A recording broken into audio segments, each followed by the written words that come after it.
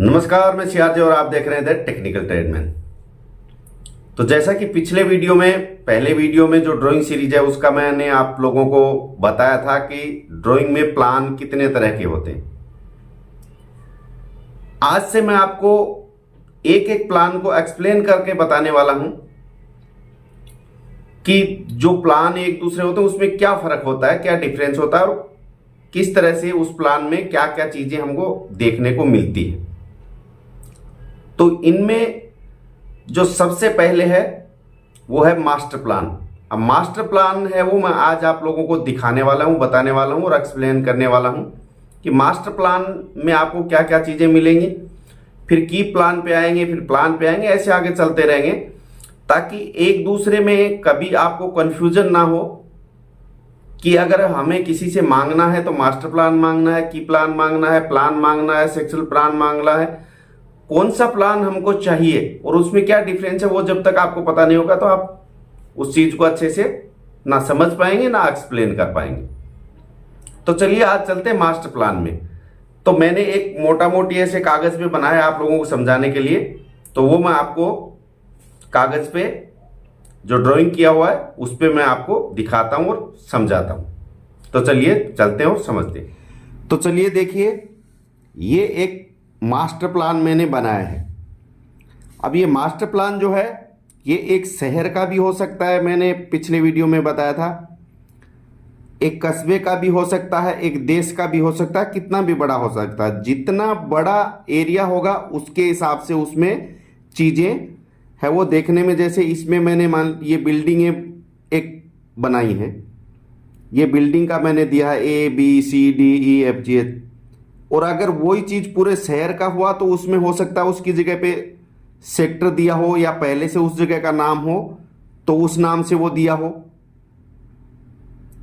तो जैसे मान लीजिए अगर एक नया सोसाइटी डेवलप हो रहा है तो उसका जो मास्टर प्लान बनेगा वो कुछ इस तरह से होता है। जैसे मान लीजिए उसमें दो तरफ रोड है, तो एक तरफ ये 70 मीटर की रोड है, दूसरी तरफ 50 मीटर की रोड है, इस तरह से होगा।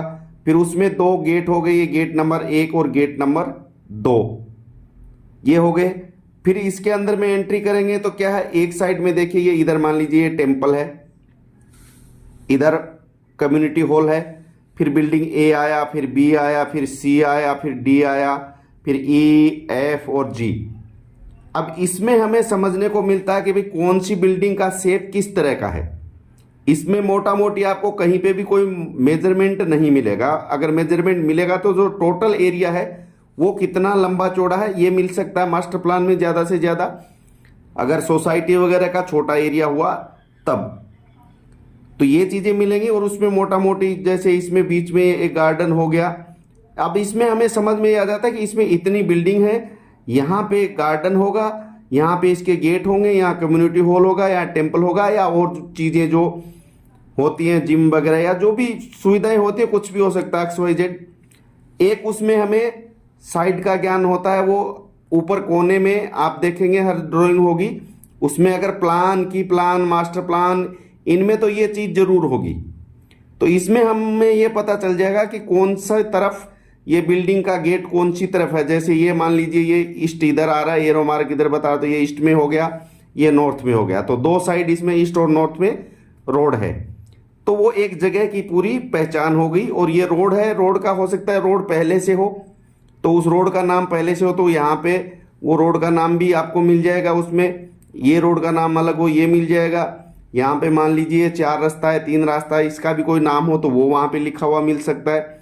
यानी मोटा मोटी जगह की पहचान और कितनी बिल्डिंग है उसमें बननी है, क्या क्या बनना है, वो चीज़ उसमें हमको मोटा मोटी नॉलेज हो जाता है। ये आता है मास्टर प्लान में।